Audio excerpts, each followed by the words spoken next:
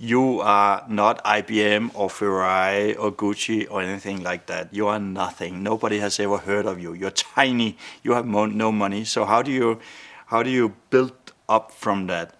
And this is about using your time well when you communicate with people and about getting an impact.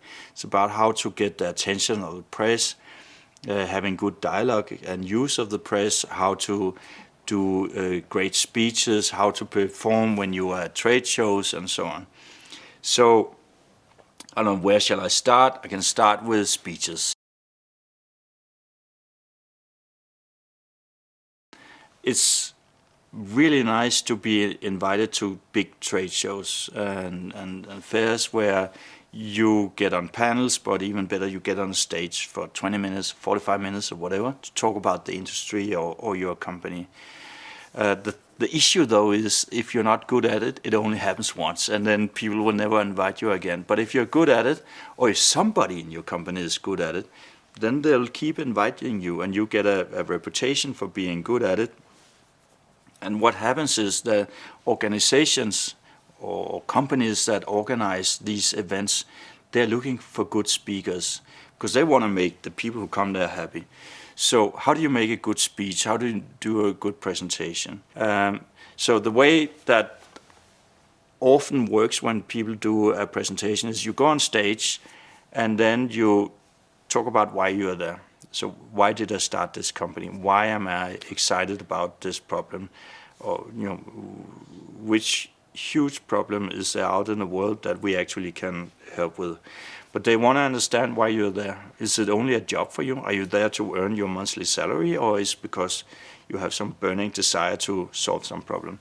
So you tell about that. It doesn't have to take a long time. Very often it's boring if it's too long, but it has to be there. Then you probably should establish some credibility. So I invented the internet kind of thing, but maybe a bit smaller.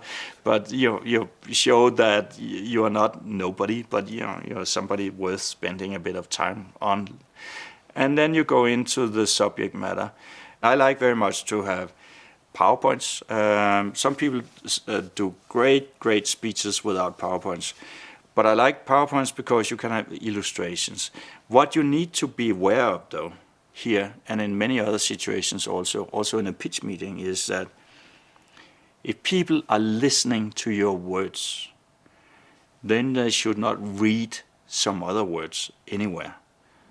It's like in a pitch meeting where the reason you don't give people documents that they can read while you're talking to them is they get they sit there with the documents, read the documents while you're talking to them. You have no idea if their attention is with you or the documents, or if it's flipping forth and back.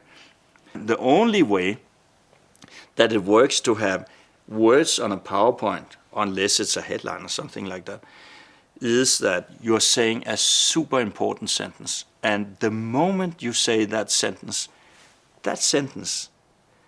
with exactly the same words appears on the PowerPoint. The moment you're finished saying that sentence, it disappears from there. And it works very fine that a lot of the time there's nothing up there.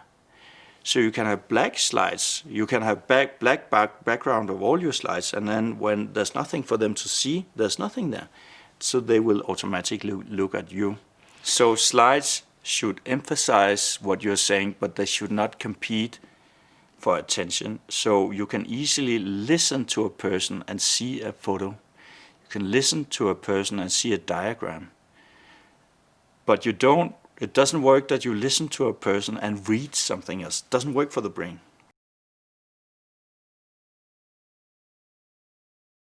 What about exhibitions, trade shows? So I have this, that when I have the same with cocktail parties. I come in, there's 80 people in a cocktail party, I'm kind of lost. So I have this in a super magnified scale with if I come into a trade show and there's 10,000 people and lots of booths and enormous voice, I am completely lost. I can't focus on anything. And so I was really bad at that. But then we had this company where there was a guy who said, let's make a competition. Tonight we make a competition where every one of you come with the business cards of the people you have spoken with, and you attach them to a little note, a little form they made, where you write what is this about, what is the follow-up we have to do. And then we find out who had the best ones. So we started running around, and certainly you're chasing, you want to meet a CEO and a purchase director and a marketing director and this and that and you're really excited because there was this competition. At the end of the show, we would then sit, and then it was like playing poker. So I got this, and this very important person wants to do this with us. Well, I've got that, and this is much better than yours, and went around, and we came with the better and better things. And then somebody had the most amazing stuff. So here we have the CEO of a fantastic company, and they want to integrate our product into theirs, and they asked to set up a meeting next week in Dallas. And there's, okay, so you won the competition. So everybody, beer for Joe who won this competition. What the effect of that was that we were all running around doing our best to get these connections and these dialogues because we wanted to win the competition at the end of the day. So you can kind of gamify it.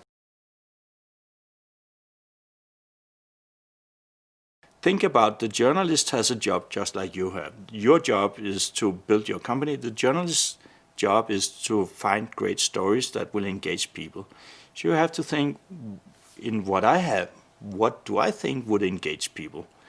And then tell those stories and accept that maybe the headline becomes weird or provoking.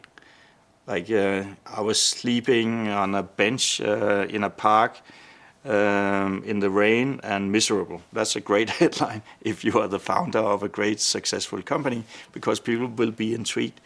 So there are some people that go and get interviewed and they think that a newspaper, for instance, is a brochure, and they started to talk about product features and so on.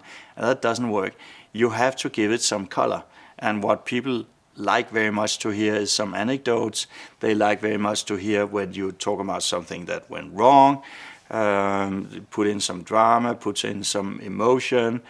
They have to have readers, they have to have viewers and listeners, and they only get that if you're interesting, so not this polished image.